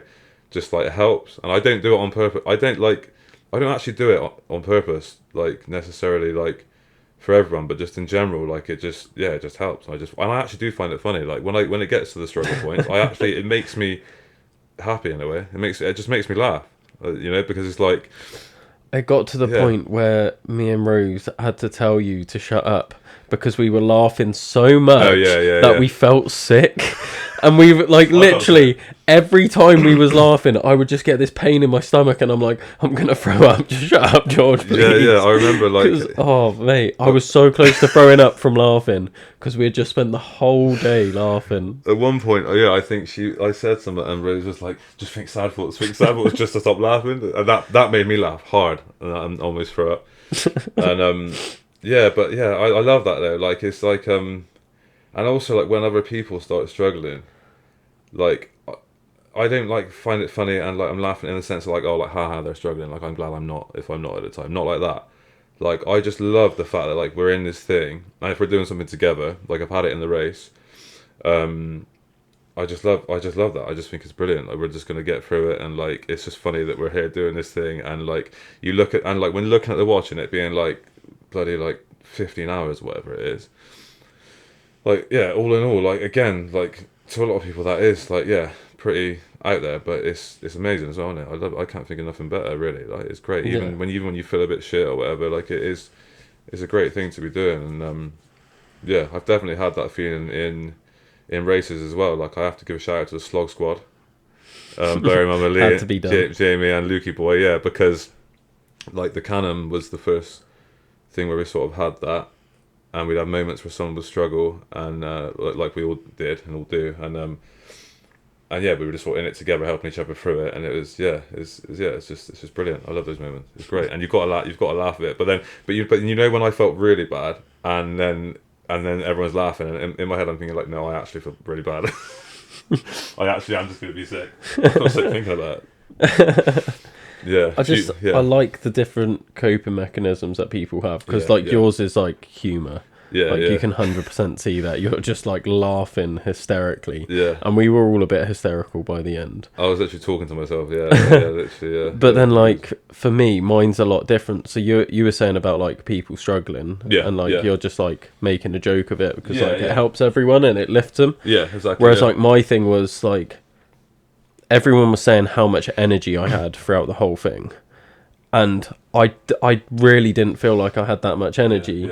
But then there was like, I don't know, I think it was like lap 6, where at the bottom, I'm doing like my plyometrics and like jumping about, and like everyone else around is dying. And like, that's my thing, is because I could see everyone struggling. Yeah. And then my thing is like, no, come on. Yeah. Let's go. Like this is the fun part now. And like in my head, I'm like building it up, and it's not like I'm like, oh, look at me, I'm better than you. No. And like when I'm like running off doing fast laps and things like that, it's never about like me being like, haha, look at me, you guys suck. Yeah. It's always like I'm suffering too, like I'm in the same place. Yeah. But I'm gonna keep pushing. And I like that feeling of like when people are suffering around me, it does give me that energy and that fire. Yeah. And then I'm like, because I always used to think it was like the whole Goggins taking souls thing, and I'm like, I'm gonna break these people. But it's not actually that, because like I was reflecting on this from yesterday, because I was like, we're doing it together. Exactly. So it's not like I'm like being like, yeah, come on, I'm gonna break you on lap 6. Like we got 4 more to do. Yeah. It was always like, no, like come on, we've got more. Like I'm showing you that we've got more. Yeah, definitely. And then people are just like, you've got too much energy to be this deep in, and I'm like, I'm broken. Yeah. But like, and that's why like every lap since like when I was struggling, like I really started struggling on lap 8. Yeah. Like I don't think anyone could really tell, but No. I was deep you might in the have hole. not been quite as vocal about it as me. I was deep in the hole, like lap 8, lap 9. But that's when I want to push, and that's when I'm like, right, come on, let's go for a bit of a run. Yeah, definitely. And like there was the bits where I was like, come on, let's run, and I would start running up the hill. Yeah. And then it would get to the point where I'd stop and look back, and you guys aren't running with me, and I'm like, oh, come on, guys. Like, on your fast lap, we tried to start with you, and that wasn't happening, man. I was just like exhausted, but yeah, no, like you said, like those sort of things and those moments, like it's I think there's like when you've got a good group of you, and you sort of know each other, like that sort of thing. You've got like a mutual sort of like understanding of that, and it helps like people in different ways. And it's not like you said, it's not like, oh, like you seem fresh or whatever. Like, even if you don't like deep down, like it does help to push a bit, and like like I think like at the Cannon, like I remember people saying that like and I think possibly some the Howham as well, maybe like we all sort of helped each other through it. And like some people said like oh yeah, thanks, like you helped me get through this, get through that. And I think I've had people, but you didn't realize you're doing it at the time. Do you know what I mean? I didn't think, oh yeah, like I'm gonna like, it's just like a natural thing, like to me, like if you're running with me and like we're together and we're friends, then you're with me and I'm gonna try and help you like get through it and like, you know, sort of like look after people and stuff. But you do need those different dynamics help. Like imagine if all of you were just like, oh, or all of you were like, yeah. That might work actually if you're all like that. But, be a bit fake, but yeah. I don't know, because like I feel like if everyone was like having the same approach as me of like, right, let's keep pushing, like we would have just encouraged Killed each each other other. to keep pushing, and I don't think we'd have got to the end. No, yeah, that's because at true, every that's lap true. we'd just be like, fast lap, fast lap, come on, yeah. run. Yeah, because you there was a few guys that you'd see running up and down, weren't you, doing proper reps, and you probably only see them twice, I reckon, most of them, like that. But I think I saw one guy 3 times, and I was like, fair. yeah, play, and running he was 3 every laps. time, wasn't it? Yeah, I seen him. Yeah, definitely a foul runner. Yeah, that became a bit of a saying as well. That if whenever you see someone running up a hill, it's got to be a foul runner. They must be training for a foul runner, even if it's a kid or a goat. Well, I whatever. thought the saying was like, oh, that's Penna Van Dam. Oh yeah, oh, what a legend! Shout Everyone. out to Ben Van Dam as well, a legend. But by the end, everyone was Penna Van Dam to you. You're like, there he is again. Yeah, anyone with like with poles, yeah, just looked like him to me at the end. Like I just thought, oh, here he is again, even though I knew he'd gone. Yeah, you just get delirious, and it's just funny that like hysterical, like delirious, like just laughing for no reason, pretty much. And I swear, like I'd like hear like Rose or like someone laugh, and then like sometimes I wasn't sure if they were even laughing, and then I just walk on and I'd be on my own for a minute, and I'd be like, oh yeah, and I just start laughing to myself about something. I was doing that. Yeah, like especially when it started getting dark, my eyes like, yeah, but yeah, like all in all, like yeah, it didn't feel nowhere near as bad as I thought it would, and I don't feel as bad as I thought it was sort of afterwards. I think like if you've got a certain level of fitness, like you can do that. It's just like in your head, isn't it? Really, and more people can probably do that than they think. Like do that actual one, but it's just like having the willingness to actually do it. Because like if.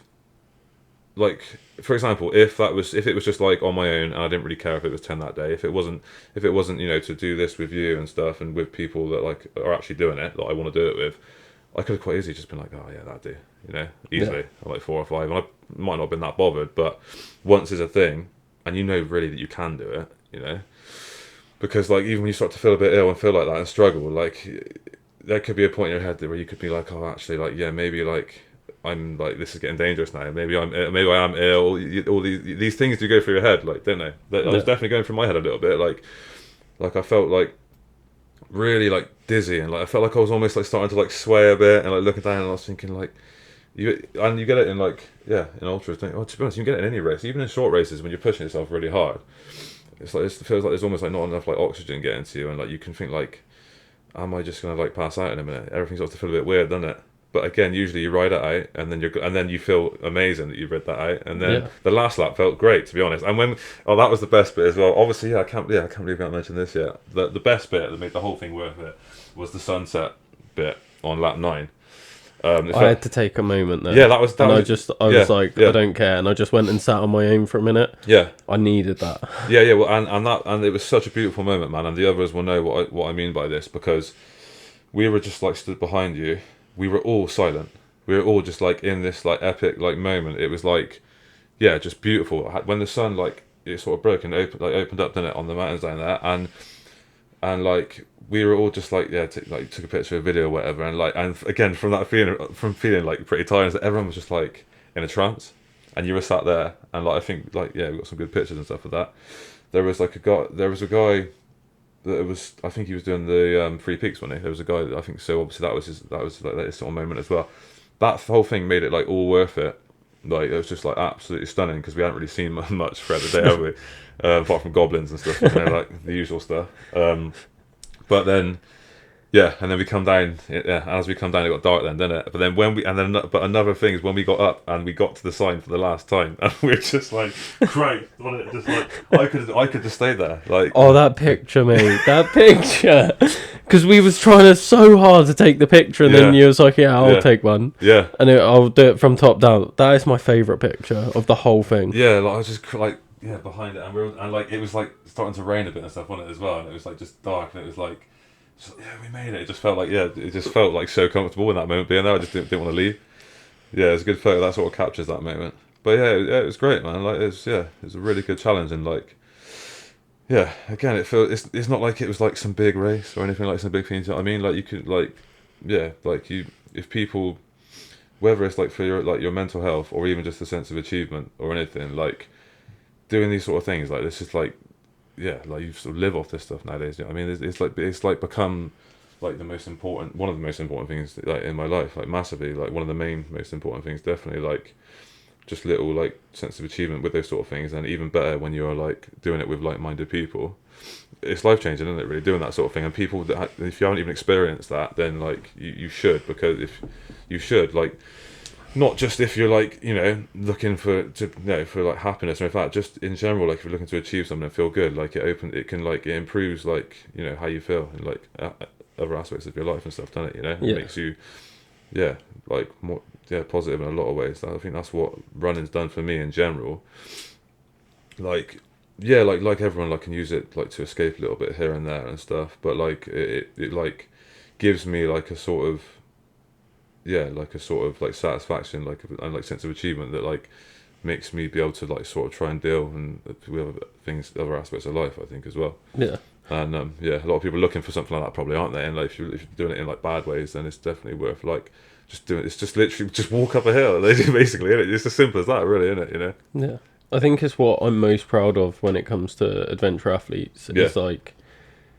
Because obviously, like, there's me, you, and Rose. Like, you and Rose are, like, my sponsored athletes. But I don't see it as, like, oh, yeah, I'm in charge of these guys. No. We're like you can try, but it's not going to work. Controlling you two is wild. Good luck, mate. Good luck getting me through strength training. But, like, we're, like, a proper little team, I feel. And, like, I think yesterday, like, solidified that because... Yeah. Well, that's the first time we've really done something together as well, isn't it? Yeah. Yeah, so we did that one time, which was the first time I met you, where we climbed with stuff. Yeah, that was it. Yeah. I couldn't talk that day. I was out of breath carrying that bloody thing up there. Yeah. And then yesterday was like the first real time. Like it's the third time I've met you. Yeah. Which is mental. I know. But like, there's only so many people that you can spend that amount of time with. Definitely. And like, I know that me, you, and Rose in particular aren't the most social of people. Yeah. So for us to spend that amount of time with people, like... And to feel comfortable with it. Like that, because... And laugh the whole time. Yeah. And also, like, to feel comfortable in, like, feeling like that and, like, coming out with, like, silly, stupid things and it not be, like, uncomfortable. That is actually quite rare to me. Like... That if I probably wouldn't feel like that like around like you could take like a load of people that day, but I probably wouldn't really like necessarily like, feel like that. So it just like works on it, and it's really nice. Yeah, I love that. Like because like, even in races like chatting to people and stuff, like it's nice like little bits here and there, but a lot of the time I do just like get lost in my own head really, and just like to sort of just like get along doing it like that. But no, it's really special, man. Like it is really great what you're doing with adventure athletes, and like. Yeah, and I'm really excited to like even be a part of it and be on board and really appreciate like the support and help and stuff. It's it's great, man. Like literally ever since I first seen the podcast, like I said, it helped me even just a few episodes, whether it's just like relating to things that people are saying and stuff. And just in general, really, like I think it's great, and it's it's got some good. It's only the start as well, isn't it? So hopefully even better. Yeah, it's only the start. Yeah, so then, like, obviously there's me, you, and Rose, and then that's, like, our own little, like, we're gonna be the ones going out doing this stupid shit, as people describe it. Yeah. Of, like, we're the ones being like, the crazy ones. 10 of fans, like, a good idea. And, like... Just so crazy. Just the things that, like, we got our, like, little group chat, and the things that we're talking about in there, being like, oh, let's do this, let's do that. it does get a bit out of control. It does get a bit silly, like. Yeah, all the time. But then it was also like the support that came out for us, like the amount of people, and I always forget, like, just because they're people that I know, it's not they don't know each other. Yeah. So like there was one lap where we had like Gary and Sadie. Yeah. We had Lizzie and her friend. Yeah. Who I'd never met. Yeah. Come out. We had Joe was there, Joanna. Yeah. And it's just like none of these people like know each other. No, exactly. Yeah. And they've all come out for this. And then you've got like people coming, like my clients and like people that go to my gym coming out. You've got like running punks coming out because like James was there at the start. Yeah. And I didn't realise he didn't know like Rich and that. I just assumed that everyone knows each other. No, that's the thing. That's what's so amazing about like the community, like and like and the sport and the things that we do in this thing is that. Like a lot of people, I didn't realise who they are. I might have been following them on Strava for ages, and maybe even like liked things here and there, whatever. But like as well, like on that note, like it's the thing where like you said that even if we only met like a few times, and I've had it with like a few people, like in our community and like the running the ultras and stuff, that you don't have to necessarily be like childhood friends to like become like really good friends like that. Even like later in life or whatever, and that's what's so nice about it. Like is like. We just do this thing together, but you feel like really comfortable and can talk to each other about anything and just complete these things together, and it almost creates this like bond, doesn't it? And this like strong friendship. Without it, it doesn't necessarily have to be like this big like deep thing. Like it's just we're just like, and it's a lot of the time you actually have got like quite a lot in common. You're quite like similar people and stuff, and it brings you together for that reason. Like you said, a lot of these people there yesterday. I sort of like you like sort of know who people are through like whatever you've seen like on whatever, but like. Haven't actually met, but then when you actually are together, it's not like awkward. Like, it's not like you have to like get to know each other before you can like talk and mess around or like run together and stuff. So that's like something really special that I think like people that don't experience that is hard to understand. Yeah, I feel like closer like with people like people like you and people like from doing that than ever, and also like in races, like sometimes like we run with people might not even talk for like quite a while. But again, you share these moments just like we did yesterday, and just like we do in all these things, and like you just don't forget them, and it just creates these little things, and then like it could just be like literally like a one liner about something, or like just a moment in a race or anything, and then that's it basically. Like your mates, aren't you? Really, you see each other at the races, and it's just like it's a nice like simple way of like making connections and friends like that, Yeah. So no, I love that. I love that about it, and like I said, I never used to be into like running. With people, talking to people, but like it is, that is like the beautiful thing about the like the sort of South Wales running community, isn't it? Really, like you spoke about it before, like how it is. There's nothing really like it, is there? Really? Yeah. When I first used to see all the Pegasus races and stuff, I see everyone saying all this sort of stuff. I used to like think like, what is this all about? I didn't really used to get it, and then as soon as I did the rhythm, like I like sort of sensed it a bit. I started going on some of these like group runs and stuff, and now doing the slam is like it's just great. It's really good, man. What I'm really starting to notice about the South Wales running community, and I think this is what's making it really special, is the crossover between everything now. Yeah. Like, I'm obviously going to be speaking for like adventure athletes' point of view, but for me, like I was saying, like you've got like the Pegasus crowd, then you've got like the adventure athletes crowd, you got the running punks crowd, like got all these like micro communities, but now they're all like linking together. Like, that's good. With me, like I'm bringing like running punks to like Tenafan and things, and then it's got like some of the Pegasus guys are coming down, and Pegasus guys are going to running punks and vice versa. And then like I'm bringing like the Rockman guys in, and like everyone's sort of like linking together now. Comes together, and definitely. I think that's the special thing, because like in all these other communities that like I've seen or I've been a part of, it's like you've got your little micro community, you've got like this one, but there's never really a crossover. You might have like one or two. But like with South Wales, it's like no, like everyone's trying to spread. Like all the Pegasus lot, they sort of like that's how Kev started with his Mad Running Junkies. But then he's now got his own little micro community, and like they all feed into each other and makes this like and again massive like, community. Was it him? I think on a podcast. He first go to a running punks run, but he was like really nervous about going in. Was it him? Sorry, that might be relevant. But no, basically, like like you said, like just the crossing over, everyone just meeting from just little things like that. It like creates like it just, you can only build on it, can't you? That's usually like that's. It's just there's nothing like it really, like you said, like in other sports and stuff, and like, I mean, and like even like the people in like the road running club that I'm a part of, but they see the things that I do with that, and they're getting quite interested in it as well, and like because I always post like even though like it's not necessarily like this kind of stuff they always do, I'll still post everything that I do, and like they're like really into it, and like there is crossovers like all over really, like with different sports and stuff as well, and like the Bristol running punks, we did like a DIY ultra last year, for people who haven't done it before.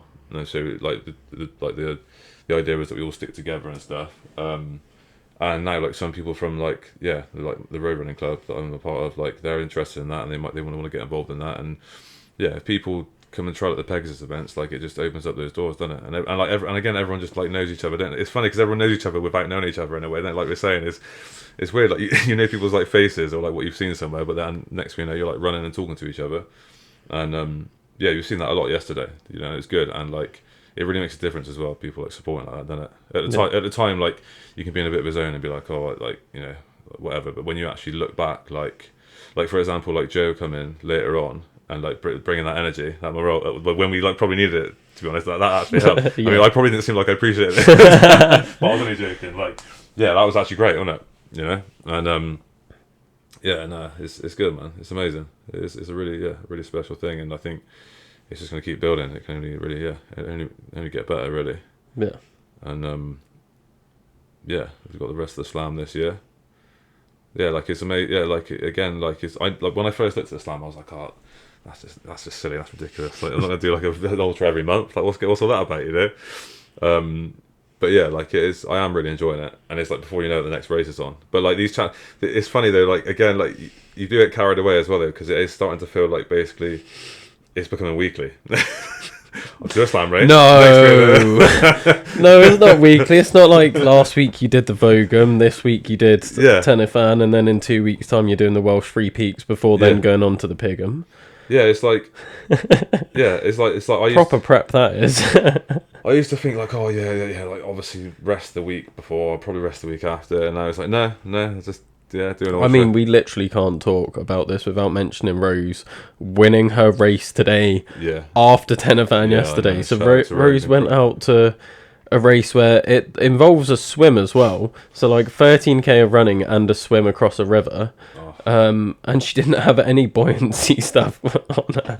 I don't know if that like you was meant to or not, but that was one thing she pointed out to me. It was like, I didn't have any buoyancy stuff. As an adventure athlete, right now. Yeah. And like the whole thing yesterday, she was like, oh, I wish I hadn't said yes to my friend being like, I'll do this race with you.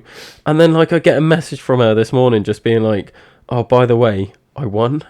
And he was like, what do you mean? She was like, I came first female. I was like, I can barely walk. I was doing couch to 5k and I was like in pain. Yeah. And you're just like, and she was like, oh yeah, but you did 11 laps. I was like, I don't think that one lap is the one that made the difference.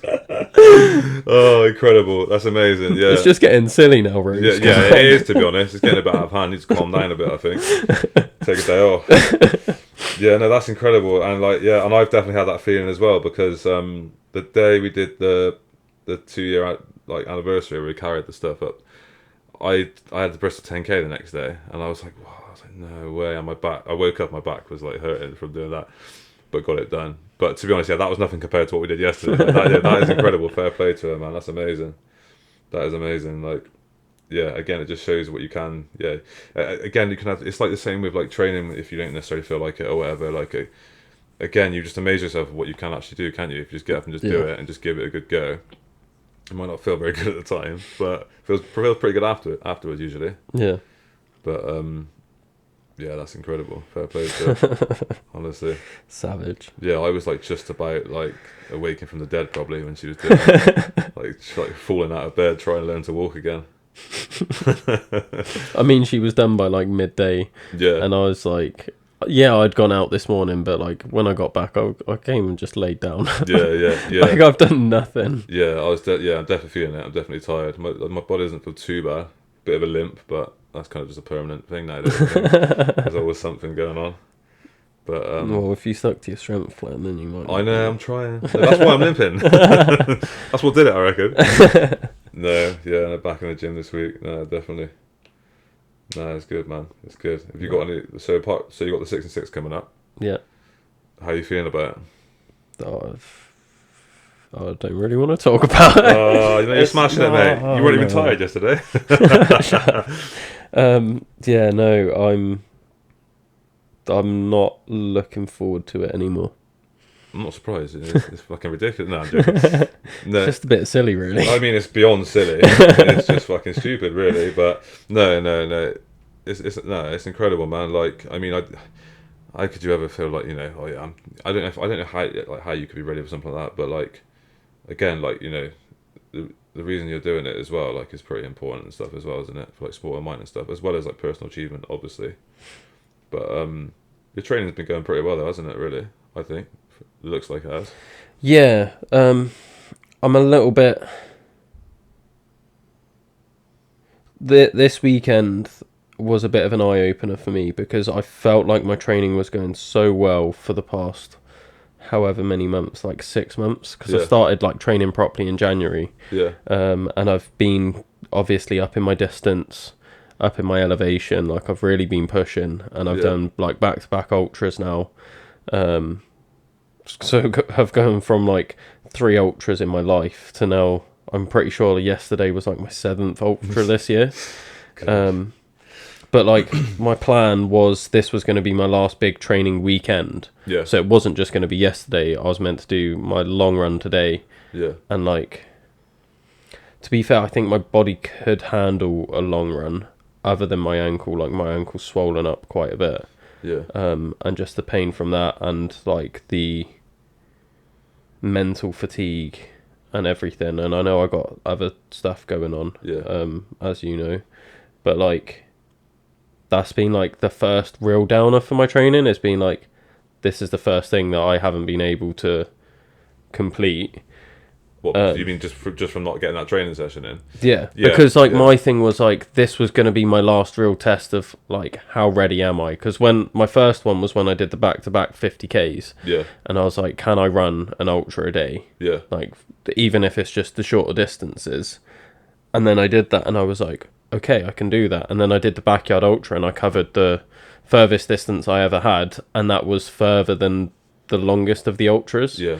And I was like, okay, so like I can cover the longest distance, I can do back-to-back ultras.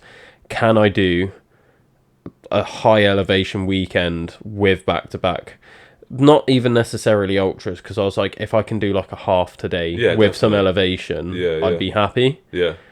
But then not even being able to do that, I'm a bit like... Oh. Yeah, but if you've like got a bit of an ankle like niggle going on as well, it's not worth aggravating that, is it? Like, but like that's been like that reality check for me of like. But that's because you've been that's because you've been consistent and good throughout it. So that's like the first little one. That's not necessarily like a massive like blip or setback. And because you are getting pretty close to it now, aren't you? Really. So what are you just going to try and just like catch up on that run or whatever, or see how you feel, because obviously like, is there a part of you that thinks obviously as well like at this point you don't want to sort of risk necessarily pushing too hard, if there is such a thing for you? I don't know if there is. No, there's not. I mean, people have asked me about when am I going to start tapering, because I said I'm doing dusk till dawn. Yeah. And they're like, "Are you going to take that easy?" And I'm like, "You're going to taper no. at that one." And then I was like, that's 10 days before, so I've sort of been like, like I'll have 9 days afterwards to like tone it down a bit. And like in my plan, in my head, I'm like, yeah, I'm not doing any big runs between dusk till dawn and the 6 and 6. And I started smiling now because what's that, like 2 weeks?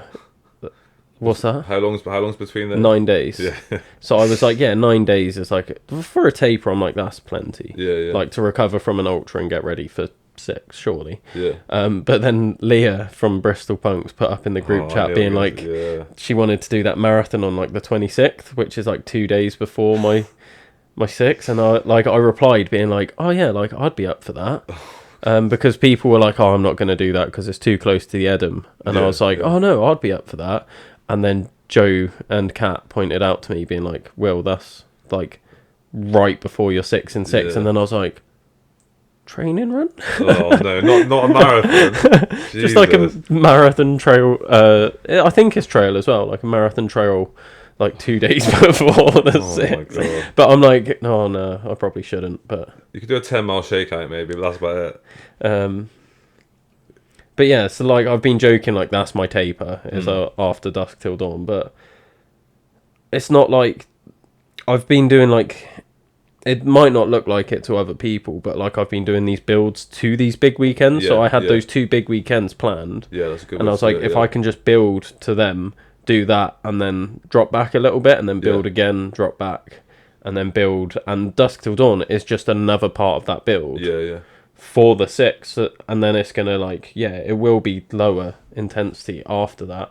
It's not like I'm going to be going out, like I'll still go out and run, but I'm not going to do any long runs. Like the most I'll do is a half. Yeah. And that'll be like my long run between, and it'll just be like however I feel that week and whatever happening with work. Yeah. Because I'm like, I might not even be able to fit in a long run. Like I might Yeah. have loads of clients that week. Who knows? Yeah, so Dusk Till Dawn, yeah, like realistically it could be like, yeah, well, it's going to be that last thing, and then taper from there, basically, more or less. Yeah, but it's not like a taper that No. people sort of expect when they're No, doing no, like no. a marathon and stuff. Yeah. And they're like, right, so you're going to drop down, you're going to go from that distance and drop down distances and like have like all the science and stuff there. Yeah. Because I'm like, one, I'm not doing it for sports science research. Yeah, like yeah. I know Ross Edgley talks about it, and he's like, I love pushing myself because I'm trying to find that balance Yeah, between yeah. sports science and performance. Yeah. And I'm like, I don't. It sounds stupid because I'm a coach. I don't care about the sports science for what I'm doing. No. That's not why I do it. I love the sports science for my clients. That's why I've got all the sports science books behind you. Yeah. Like I love it for my clients and I love it for training people, but I don't follow it for my training because that's not why I do it. Yeah. I'm doing it mostly for the mental Yeah. side of to learn and things. help, yeah. So it's not like I'm following like a proper taper and I'm being like, oh, this is going to be my carb loading before it. Like I'm just Yeah. going to eat whatever I want. Yeah. You got But to do then, what works for you, haven't you, as well? yeah. But then Yeah. the other side of it is like, how do you taper for 230 miles over 6 days? Yeah, it's true. Yeah. Like, do you just not run? Like, Yeah. it's not something that like lots of people have done. Like, even if Yeah. you're looking at like a 100-mile race, which is becoming quite popular now, Yeah. like people still don't really know how to train for it best and Yeah. how Yeah, to it's true. taper for it and how to fuel for it. Like there's so many people that are still figuring that out. Yeah. Whereas like Yeah. a marathon, there's so many people that have done marathons now that you can study it and be like, right, this is the science. This is like the perfect science for the optimal marathon. Yeah. And then it's just like, well, this isn't an optimal marathon. These aren't optimal conditions. No. Like I'm doing an ultra and then I'm going to drive to the other side of the country. Yeah. Probably like sleep in my car or like at a campsite or something and then do another one. Yeah. Have you spoke to like anyone that does like, I don't know, 100s, 200s, whatever, what they do for like taper sort of stuff? Because I would think like naturally, like for me, I would definitely, I would probably be like taking it easy, like, you know, on that week before. But I've heard people sometimes start taking it easier on those 2 weeks before. Naturally, you would think like, obviously, yes, you're still going to do bits if you need to or whatever, but obviously like way less than what you were doing. Even if like it drives you absolutely insane, which it does, a lot of people don't have when you've been used to doing that training. Before like multi-day stuff like that, like longer like that, like what do people usually do? Well, in terms of different taper? people do different things. Like Yeah. Lee's very, very structured with what he is, does. Yeah. He's got like full plans written out. Yeah. And then you've got people like Naomi, which to be fair to Naomi, like she's phenomenal, but usually she doesn't really do much. She just signs up to races last minutes. But for her Yeah. FKT, she did have a bit of a taper. Yeah. It makes sense, doesn't it, really? Yeah. Yeah. But then like Jenks doesn't really follow sports science. He did taper before his 200, but he's not doing like a scientific one. He's like, I'm just trying to run a bit less. Yeah. I'm not that Yeah. worried about the distance, and I'm trying to like make sure my body feels okay. So it's like everyone's got these different approaches to Yeah. it. So it's like I can't even like I can ask for advice, and I do, Yeah. and I'm just like, yeah, what are you guys doing? But at the end of the day, it's like I know the week before Yeah. where I'm meant to be tapering, I'm still going to go to the gym 2 or 3 times that week and lift heavy weights because I enjoy it. Yeah, and also you've been doing that for quite a long time, haven't you? So Yeah. it's not like so you can manage that. Maybe it's just the running side of things, I guess. Well, I'm still going to be running like probably 5-10 Ks. Yeah. I'm still going to try and hit like probably like a 50K week the week before. Yeah. I'm still going to try and go on the Stairmaster twice that week. Yeah. I'm still going to be doing my 2 spin classes. Yeah. So it's pretty much going to be a normal week of training with like 20 to 50K less of running. Just no tennis. Yeah, The no day tennis. Maybe that marathon the weekend before. Oh, you know? what, 2 days before? I mean, yeah. I mean, It is me. Come on. Yeah, I mean, see how you feel. I guess. Yeah, I guess when you like look at like people do like a table, they might do like a little like shakeout run or whatever they want to call it. Like, I guess if you look at it in perspective, a marathon might be a shakeout run for a bloody 6 and 6. But then I'm also looking at the side of things where I looked at my Strava stats this morning. I set myself the yearly goal of running 2,025 kilometers for the whole year. Yeah. And I was like, oh, if I don't run like at all this year now, other than my 6 and 6, I'm going to hit that goal. Yeah. So I'm like, do I even need to run anymore? Yeah. Well, yeah. No, like, that's it now. just leave it. Yeah, just wait Done. until 6 and 6 now. Yeah. That's big, man. What? So you've done 1,000 miles already? Did you say? I'm over 1,000 miles now. Oh my god! I don't think I haven't hit that yet. Maybe almost actually, but I'm not really a big stats guy, to be honest with you. It was 2025 for 2025. Like last year, I looked at my running and I was like, I did 1,000 kilometers. I was like, oh wow, that's massive. Yeah. And then I was like, am I going to be able to do 2,025 in a year? That's a lot. Yeah. And I'm at like 1,700 almost. You slow down, do less. What are you gonna do if you go over it then? I'll go over it. No, I've got no issues. I was worried I wouldn't be able to hit it. And then I set myself the goal just randomly 50,000 meters of elevation. And I remember messaging Jenks like New Year's Day being like, I'm not sure I can do that. That seems like mad. And I'm ahead of schedule for that for the year. Like, because Strava's got the graphs and it shows you like that's the projected if you keep it consistent throughout the year. Yeah. And I'm ahead of it. And it's like, you're like 9,000 meters ahead of schedule. And I'm like, I've still got the 6 to do. Yeah, exactly. I've still got all these other like little ultras that I'm doing in between. Yeah, and then I've still got 6 months of the year afterwards. Do 6 more. So yeah, no, I'm looking forward to seeing it do it, man. I really am, and I think you're gonna have like lots of support and stuff on you as well, you know. And no, it's an incredible challenge, man. Yeah, I'm really looking forward to seeing you do it. And I was going to say I get to run the Eden with you, but I'm not going to hold you guys back. No, I'm not going to be in a rush. No, I'm definitely going to do it with you. I'm looking forward to that. Yeah, no, definitely. Like, I'm going to try and come run one of the other ones with you as well. Yeah, no, the Eden, that's going to be like my first 50. So I'm probably going to be with the sweepers. Not going to lie. Yeah, I mean, to be honest, even then I'm going to be like, because if I'm doing the 50 and I'm like dying by that point, I'm going to feel bad for the sweepers sticking around for me, especially since I'm doing all the others on my own anyway. Then I'm just going to be like, look, just go to the checkpoints, tell them they can pack up. Like, I'm not that fast. I don't think they'll mind. You're in the right race to do it, but that's going to be my first 50. So I'm definitely going to be taking it easy, because that's one thing I've realised. Like, even though like I have tried to pace it a bit better on some of the recent ones, like I was saying on the Vogum, like definitely going to pace that one a bit easier. And no matter what, I think I've been saying to people quite a lot, like, it seems like unless you run on your own, it's almost impossible to get the sensible pace that you have in your mind. That's what seems to happen every time. You know? Everyone's looking at what's like, a bit too fast, but I'm looking forward to it, man. Get the slam done. We're only halfway through. We're already halfway through. So 3 more to go. Yeah, get it done, man. Yeah, no, definitely. So that's pretty well. You've pretty much just answered. Like, I was going to ask what's next, but you've got the rest of the slam. Yeah, exactly. Yeah, I got the slam. Like I said, the Brecon Beacons Fell race. That is my AA race. AA. I was going to say AA then. AA race of the year. AA. Yeah, I can't stop saying it now. AA. That is my A race of the year, the Brecon Beacons Fell race. In the sense of like how well I want to do and push it, but it is in the middle of all this slam stuff as well. So yeah, that and the slam. And then after that, I'm gonna have cross country season again coming in basically in October with my club, and like I love that, and I got made like captain of the club this year as well, which is pretty bizarre. I didn't expect that at all. I think that's like again mainly based on just like personality and like and like just being with the team and stuff like in the season last year and stuff. So yeah, that'll be coming up. So I think I'll be going into that in the autumn. More fell races, and then look at doing another ultra next year. But not a huge amount towards the end of the year. I don't think. Just some more fell racing and stuff really. I think, and then next year build again. As long as like I'm happy and like stepping up the level a bit each year. And this year that's happened already pretty much. I'd say for me, that's the plan really. That's it, man. Yeah. Good. Well, thank you for coming on. I know you, you mate. didn't really want to. Thank you. No, it's fine, man. It was good. It was good. Know, you're a sponsored athlete, so you got to earn your merch. No, thank you. I appreciate it. Thank you, mate. I appreciate it. Yeah.